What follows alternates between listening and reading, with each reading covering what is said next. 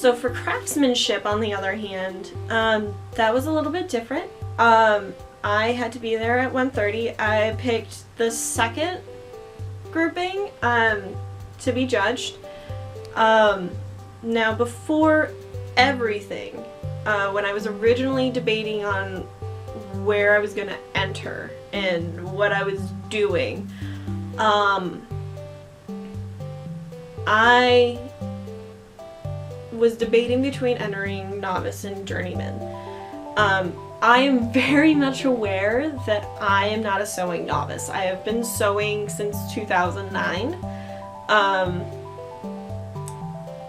I hand sewed my entire costume, or the important parts of the costume. I didn't do the entire thing. But I hand sewed the important parts of the costume together. So I've been sewing since 2009. I've had a sewing machine since 2010. It's 2017. I've got a sewing machine. I'm good at this. I'm not amazing, but I'm good. So I was debating between entering novice and journeyman because I had never entered before. I was a complete and total disaster at the idea of entering the Masquerade. So, but I was also aware that my skills are obviously not novice level. So I debated back and forth, but ended up deciding to go novice. I could always be bumped up a level. I probably couldn't go backwards. And it's true. You could be bumped up, as that's what happened on my judging. I ended up going in and they asked me what the name of my costume was, and they took one look at my costume and one look at the paperwork that said that I was entering novice, and they were like, do you mind if we bump you up to journeyman because your seams are too clean? Literally, that was the reason, was my seams were too clean.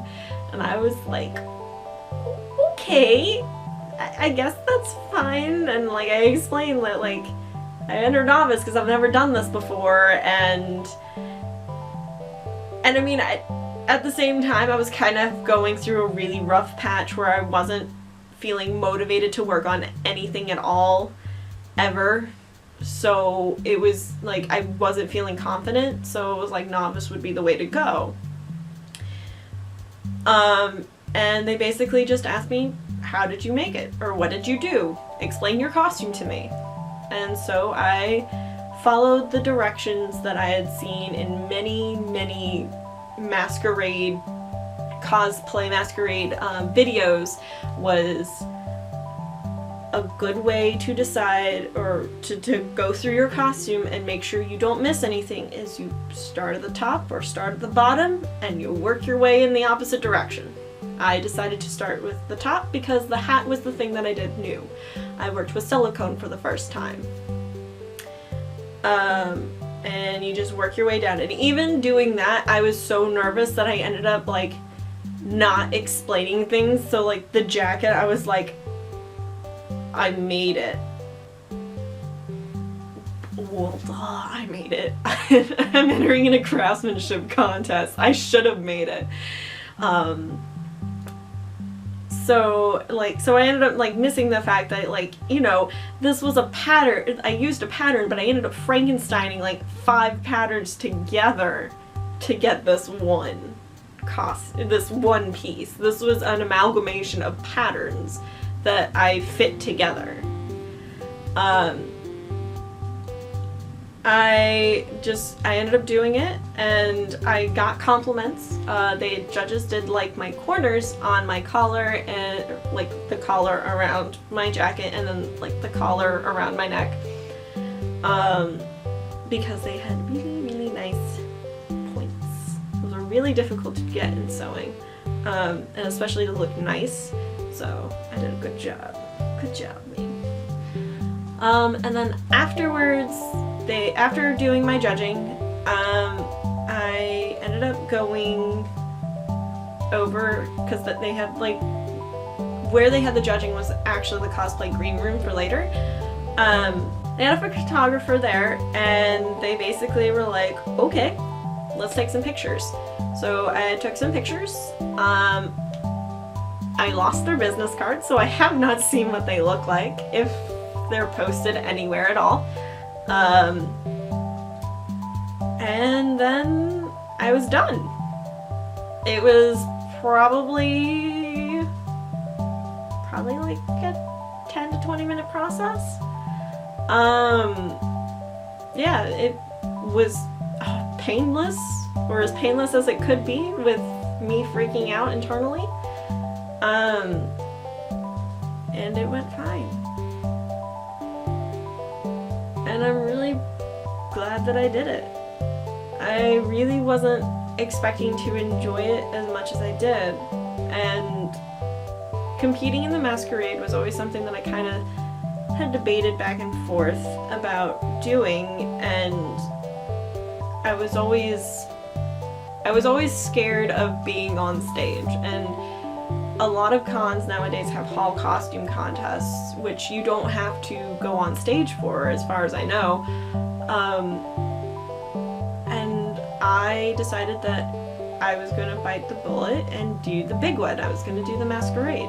NecoCon, again, is a convention that I've been to since 2006. I've been going to it for 11 years. That convention kind of it's significant to me because it was my first one, but it's also kind of lost the magic, you could say, about it. There's nothing really spectacular about this convention. It's not like KatsuCon or not MagFest, but like KatsuCon, where you go and you're getting tons of pictures of all of your costumes and you're going really, really hard. You're bringing 10 costumes because you need pictures of all of them.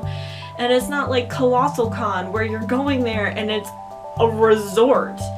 You're going there to hang out in swimsuits and take cool pool pictures and stuff like that.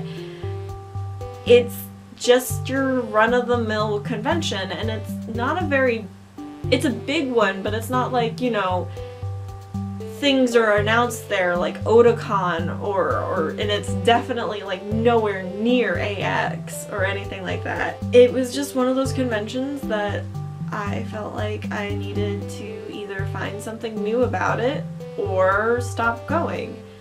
Even though this was also a convention that, because it's local, all of my friends go to. So I found something new to do, and that's the Masquerade. And I am considering entering again next year, now that I have an idea in my head as to what to actually expect from this. And it's probably not gonna change all that much. They may change like a tiny few details, but it's not like they're gonna suddenly add a catwalk to it. They have a stage limit, and that's what they stick to, and they have since I started seeing the Masquerade ever. Because not that I actually ever really watched it, because everything gave me secondhand embarrassment. So, with that being said, I'll see you guys next time. Thank you for watching. Have a great day. Bye!